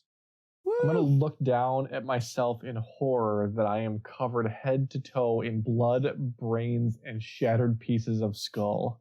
So all three of you, Riven, Eli, and Deck, there are guts all over each of you from that last headshot. And I'm gonna do an impish dance on top of the caravan thing. A dance of success. I'm gonna kind of shake my mace out a little bit, get some of and shake it away from my friends, shake it off down south of us. And So there's a shake it little off. bit of connective tissue still, stuck on there, but might need a little washing. Yes, definitely. So now that we feel safe, it's the middle of the night pretty much, right? You said it's dark? Yes, so it is the middle of the night, although you're not really sure what time it would be. So we should make our way to the city then? Or collect the rest of our actual belongings and then make our way? Yeah. I think it's safe to say that we failed our task, but we're supposed to go and visit the guy at the hotel, right? The Grom guy. Yeah, I could use a drink, but more importantly, let's see if we can find some place that we can wash up. Yeah, I agree. Is it okay to take a little time to reclaim my items? I miss my juggling balls. I miss my balls. We're all just staggering I around, feel wrenching naked without my door. balls. That's okay. So in the lock boxes, it has all of your guys' stuff that you had normally. So any other gear that you had is now back in your possession. On top of that, there's a little bit of extra stuff that the guards had. As far as that's in the box, you find that there's kind of some coins that are just kind of laying on the bottom as you take stuff out. So they're not even in a pouch. But there's 29 gold, 52 silver, and 79 coppers between all four boxes.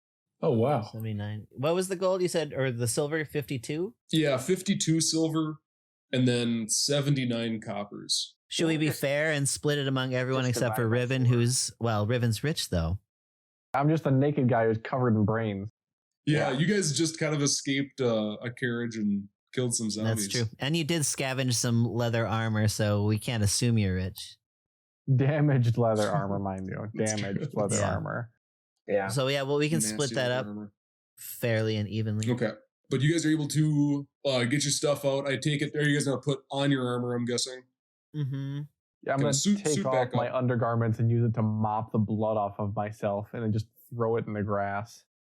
Yeah, you might need to get some new undergarments in the morning. So how much do we each get? It's 29. I can do the math real quick. Everyone gets Right? 7, and we have 7. 1 Okay. left over. Who cares? It goes to drinks. Those That's drinks. indeed. I agree.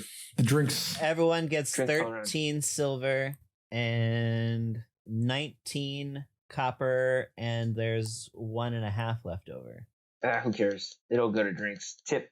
we'll for drinks? throw the copper at a dead body.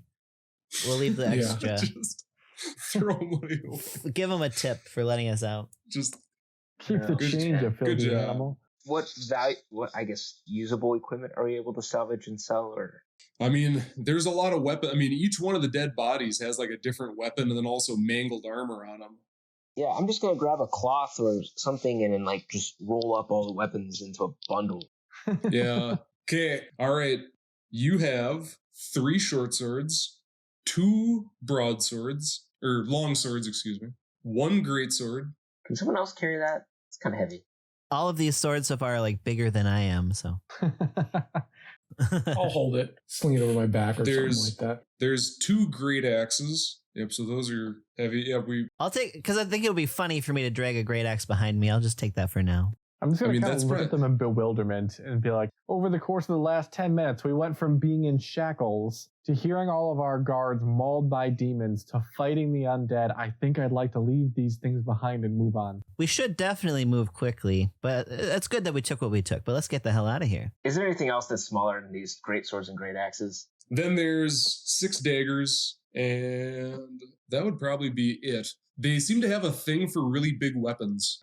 Wonder if Okay. they're all overcompensating for something. They definitely are. All right. Is there anything else anyone else would like to do before you guys leave the scene? I'm ready. I don't think there's anything mean, else. Yeah. Yeah, I'm like yeah, just already up to you walking guys. away. He's just I like, I grabbed don't all want my to be gear. here. Yeah. I'll follow after Riven, but I'll pull out my juggling balls and do a little juggle as I travel. So, Ingus, do you have like a makeup kit with you? Like every morning, do you have to like patch up clown makeup? Yeah, pretty much my goal is to never be seen in public with my actual face. And Okay. I've decided that as a clown, I have 3 different personas. And I have 3 different costumes I change into. So one is a hobo clown, one is a scary clown, and then the other one is like the classy, like black and white Pierrot clown. Okay. So when And you go into so- combat, do you just transform into Stephen King's It? Well, if I want to be terrifying, then I will prep my scary costume ahead of time. But I think most of the time I'm traveling around in the hobo costume because that feels the most me. So right now you're in hobo clown mode.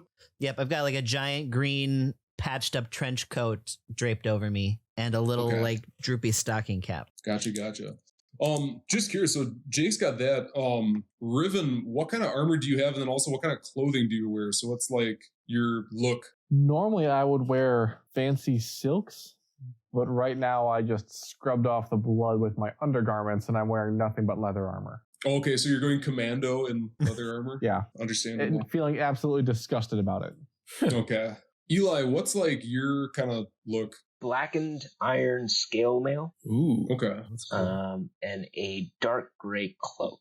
We are going And to be a then- motley crew when we roll into this tavern with a It's- whole clown. Yeah. Sam's in scale mail, and I'm going to look like the guys at the end of Pulp Fiction. Oh, but with fine silk under And then Dak, what's your, I guess, look if you have one, or are you wearing anything in particular? Well, I guess I try to clean off my undergarments as much as possible from all the blood and gore, but flip my scale mail over that. I'd say it's beaten but well taken care of, if that makes sense. Scale mail, like it's been through a hell, but I maintain it pretty well. Like it served me well, and you can see that it served me well, but it's not pretty. That's what I wear, and I have shield, and I have my backpack on my back, and yeah, all my gear attached to me. I think I have a dagger in my hip, and I have a hand axe somewhere, and my mace, my main weapon though, and my shield as well. So.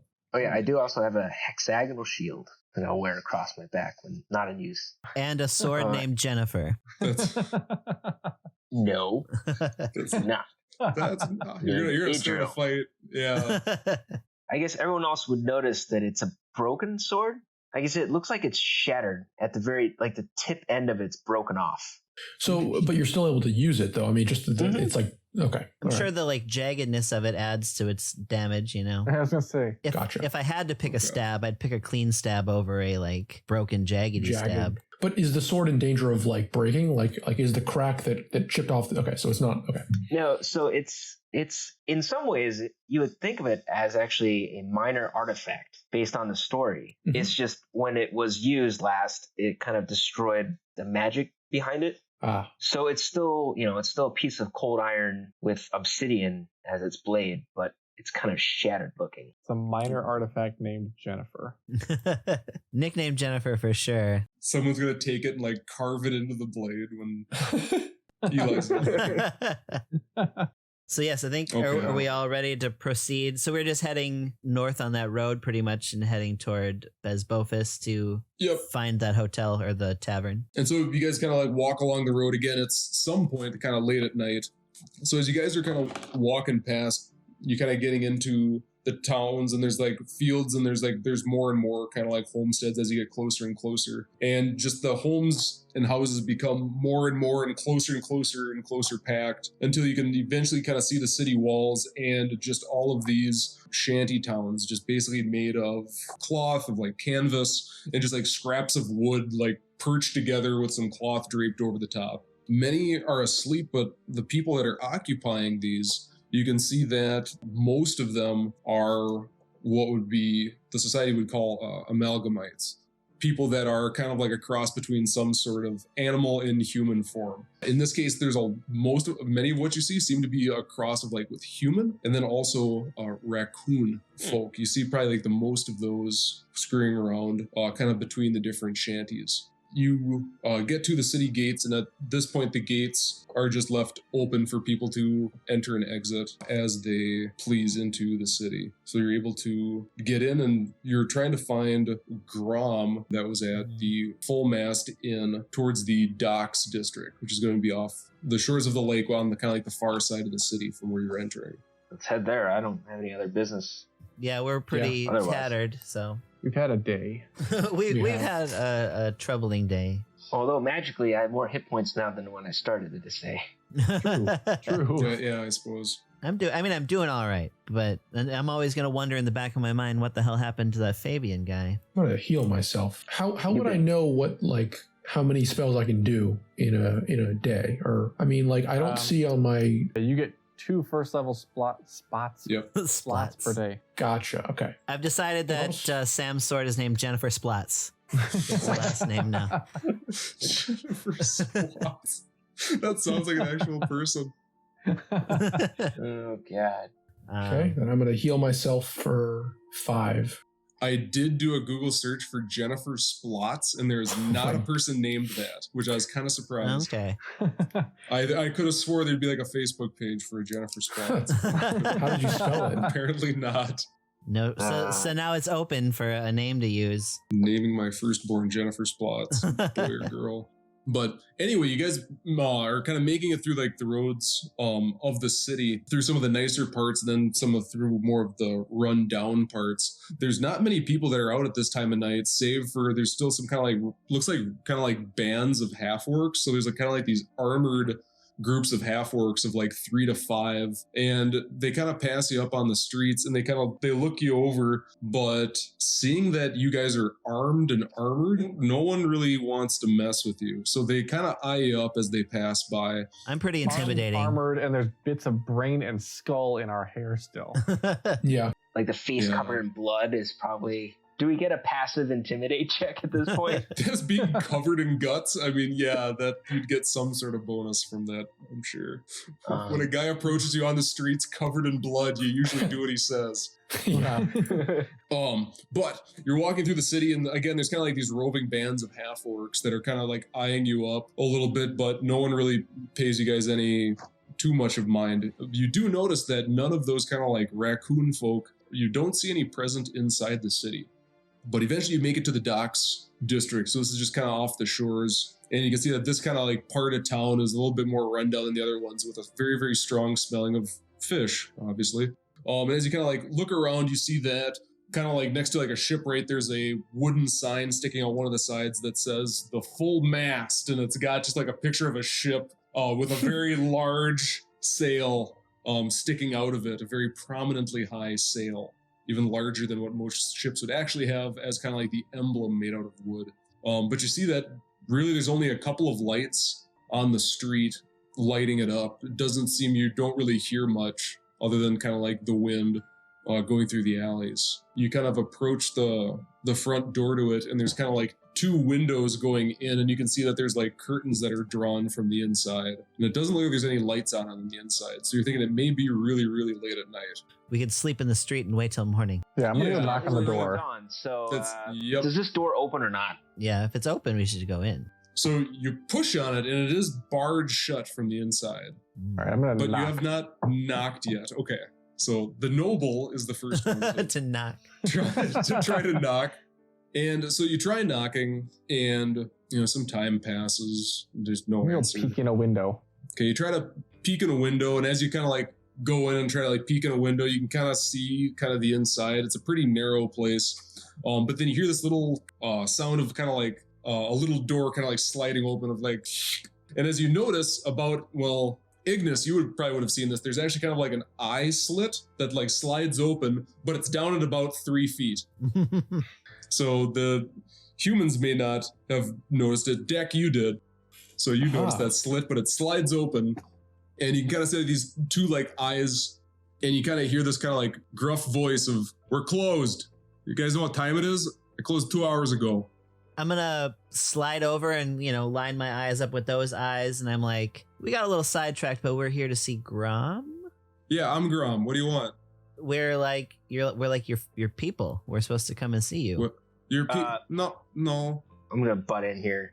A room, maybe a bath, and a tankard of ale would be great. And we are aware of the hour, and we will pay a generous tip. That's what all the homeless people say. The gold coin. I know how this works. Gold coin. He looks at it for a second. He goes, then you can come back tomorrow when we're open, and then I'll gladly take your money. Right now we're closed. We're the barn folk, The barn. I have and the heat and the up in flames. I guess I don't know what the decorum is. There's a certain organization that asked us to, do stuff. And as soon as you mention that, he goes, shh. All right, just the kids are sleeping, so just be quiet. There's supposed to be. There's only 4 of you. Yeah. Were you expecting more of us? And you can hear him kind of like mutter something under his breath. Does anyone speak gnome? No. Okay, he's my Gabadal Grillster. He says kind of something as like the little door like slides shut. You hear like a couple bolts open behind the door, and the door kind of creaks open. There's this really short gnome just kind of like wearing like a vest and some really basic trousers. And you can see he's got this like really kind of like beat up face. He's an older guy, and it seems like he's gotten to more street fights than anybody would want to. His nose is crooked, and he's got scars all over his face. And he goes, come on, just like roll up to the bar. And you can see he like motions you guys in, and I'm guessing everyone goes inside. Do they all have to creep through a gnome-sized door to get in? Just like. No, it's a normal sized door, but like just the eye slit was down at gnome level. But after you guys get inside, you can see he like opens the door and he looks down like both sides of the street, and then closes the door and redoes the bolts. And he goes, all right, come on, here, take a seat. And so he brings you up to kind of like this kind of like long bar. So the full mast is pretty much like a narrow, fairly small tavern. And then there's some stairs in the back that go up, and it kind of expands out at the top part where the bedrooms are. But he goes behind the bar and motions you to kind of take a seat on one of the stools in front.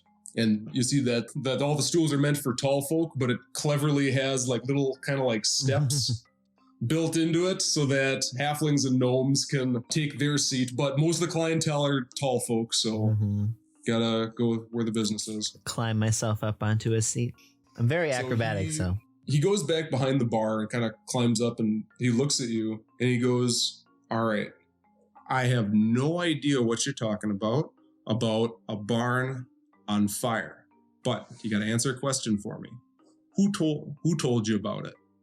The lady in the brain message?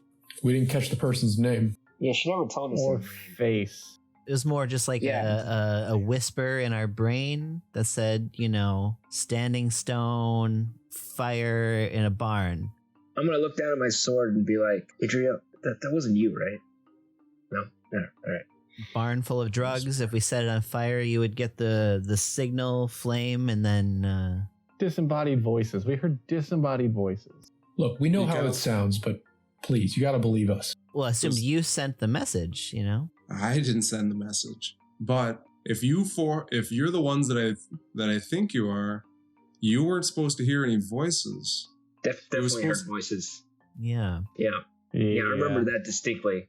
I don't remember how we got from getting ambushed into the wagon, but the voices, yes, I remember that. The voice. Wait. If we weren't supposed to hear voices, what was supposed to happen? They said wait for a message. A message on a piece of paper. They find you on the street and you're given a message. You heard voices? The voice was pretty convincing. Pretty snazzy magic work. Definitely not a note. It was not a note. I don't recall reading anything. Have you ever encountered a person by the name of Fabian? Tall, red hair, young, androgynous for sure. Beautiful man. Fabian, no. Pretty attractive. No. Was he a tall folk, human? Indeed. Half elf, maybe. I don't know. They all look the same to me. I recognize them by their knees. Makes a lot of sense. Interesting. I don't know them. Gnome. Okay, well, I mean, we could sort this out in the morning. Listen, we got coin. Just put us up overnight. We'll think it over. Let's talk about it in the morning. You had an assignment for us, though, and we didn't do it? There was an assignment. Do you have a silver dagger? Let's look at. We got like 6 daggers. Let's take a look. Yeah. Right in silver. We got a bunch of dead people's daggers. I'm gonna put my bundle of weapons on the table, on the bar, and literally just unroll it. And he kind of looks at him. He's like, "Oh, get that off my table. People eat here. Get that out." There's a lot of blood in there. That's pretty gross. No, it's disgusting. All right. Well, I'm sorry. What the hell happened to you? Zombies. Well, first we heard a voice that we apparently weren't supposed to hear, and then there was a demon, and then there were zombies, and now we're here. There was also a prison carriage. Don't forget that. Yeah. A bunch of orcs. There were a lot of orcs. Half orcs, we believe. Half orcs. But yes. Yeah. Or maybe full orcs. I don't know. I'm gonna rub my forehead and then kind of put my hand out and be like, wait, so this is not supposed to happen. So what the hell happened to us? Honestly, kid, I have no idea. The job was did the job have something to do with a weapons cache? A drug cache. And he kind of like looks down and he goes, "Look, I don't know what the hell's going on, but that's not what was supposed to happen." And he's kind of like looking around, confused and kind of worried at the same time, because that apparently was not the right job. So we didn't do good? No, it's fine because we didn't do it. Different. Yeah, it didn't really happen. We did nothing in terms of success. So did you need those weapons? Because we got weapons. Eli, you want to show them the weapons again? Too bloody. Yeah, here's the bundle. No, get the weapons away. Get that out of here. This is ish. God, what does that smell? Okay. It's a good amount of blood and connective tissue. It's not important. It's not important. Look, what you guys are saying doesn't completely line up, and I don't know if I can totally believe your story. Well, I mean, what you're telling us doesn't completely line up, and there's 4 of us, and our story lines up. Your story's not lining up. Do you see it from our point here? Somehow you guys got the wrong message. It's all supposed to be like a secret, isn't it? Apparently, but you guys know too much for you to not know what's going on. But we don't know the right stuff, though. No. Are you saying that we're marked now? What we know is not what we should know. We should know something else, but we don't know it. So will there be people coming after us? If you heard a message in your head, there's already people after you. And I don't know how that's possible. Somebody must have told, unless they were watching when, oh, for God's sake. Okay, you guys got to get out of the city. You can stay here for the night, but now you gotta get out of here. So I got a relative that lives a little bit outside the city. He's a farmer. He could probably use some of your guys' help anyway, because it looks like you guys know what you're doing. That's a huge vote of confidence after what we've been through, so thank you. Fair. I mean, we did entirely fail, so... Giving us a second chance is very much appreciated. You so guys, what you know, we did the wrong job, but whose half-orcs were those that jumped us? No, we got the wrong job that we also didn't do. We didn't do any job. yeah. So you were given the wrong job from what it apparently was supposed to be. But that raises suspicion of who's trying to fuck with us. It seems like from like what Grom's confusion is, he doesn't understand how the messages got to you or how they found out that it was you guys. So somehow the wires got crossed. It's pretty much bad news that this kind of miscommunication was able to take place. We can stay here for the night, right? Get cleaned up, get some sleep, get a bath. So it's been a while. Yeah, I can heat up some water in the morning. So I'll watch the door. Was there anybody following you? Was there anything weird happening as you walked into the city? Nothing followed us in. A lot of people looked at us funny when we were walking through the city, but we are kind of a motley crew. Yeah, they were probably trying to see if they could jump you or not. The Children of Chaos like to do that. Children of Chaos? Those goddamn crazy... I rub my head again. Are you suggesting that it's Children of Chaos who sent us that message? Was that who jumped you outside the city? We were surrounded by an awful lot of half-orcs. It was all half-orcs? Oh shit. Alright, this is bad news if they somehow figured this out. Wait, do we recognize any markings on these guys, or there would be probably some sort... Roll out those bloody weapons again. Let's have a look at them. Yeah. I'm going to shove them back on the table and open them up and look. As you kind of like open up the weapons one more time and Grom goes, God, not the... You roll out the weapons and you can see like on the hilt, it has kind of this kind of like intertwining like circles, and then Grom kind of like looks at it and he goes, yep, that's them. Okay, for his benefit, I'm going to cast Prestidigitation and clean up just this pile of weapons. So polite. Perfect. Good use of Prestidigitation. This is really, really bad. If it's the Children of Chaos coming after us, this isn't good. What is the Children of Chaos? They are... So it's basically just kind of like a strong-armed pack of kind of like wild goons, mostly half-orc, but they kind of embrace just about everyone. Mm-hmm. But they're basically the might is right kind of believers to a kind of like a religious point. And so like those bands of half-orcs that you saw would be kind of like the city militia, or would be the town guard at this point. But the problem is the town guard might just rob you if they feel like it. Mm-hmm. As I pick up one of these weapons, so we can't sell these, can we? Not in this city, probably. You gotta melt off that emblem. So the way I'm figuring this is we were sent on the job and we've been compromised. That about sum it up? That's what it looks like. Yeah, let's get out of here in the morning. I got some rooms upstairs. There's only a couple other people that are here, so just be quiet. It's probably 4 hours until sunup. You guys would probably want to leave pretty quick. Little happy rest, sleeperoo. Short rest. A little short rest, if you will. Mm-hmm. He says he goes in the morning. I'll give you the places to my cousin's place, a little bit outside of town, and there you can just kind of hang out until we figure this out here, and until it's safe to come back. Staying here, you guys are jeopardizing a lot by being here, and not just your own lives. So again, I apologize. I'm not going to say on the behalf of who, but I apologize. It wasn't supposed to happen this way. This was supposed to be easy. Also, sorry that we didn't do what you needed us to do. Okay. Yeah, it's not your fault. I'm just glad you were alive. I'm going to reach out my hand to shake Grom's hand. Thank you, Grom. Yeah, thank you. What are your guys' names, by the way? Dectrin, but everyone calls me Deck. You seem like a good guy. I'm Ingus. Angus, are you seriously a clown?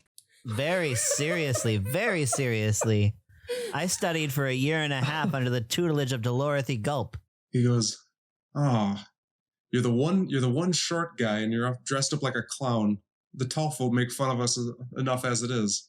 This is a serious career path for me. I studied very hard. I believe in it fully and entirely. Let me juggle for you. I'm going to start juggling for him. I'm going to juggle for the rest of this conversation. But he watches you juggle and he goes, that's pretty good. Okay, I see what you're saying. Okay. I proved to myself.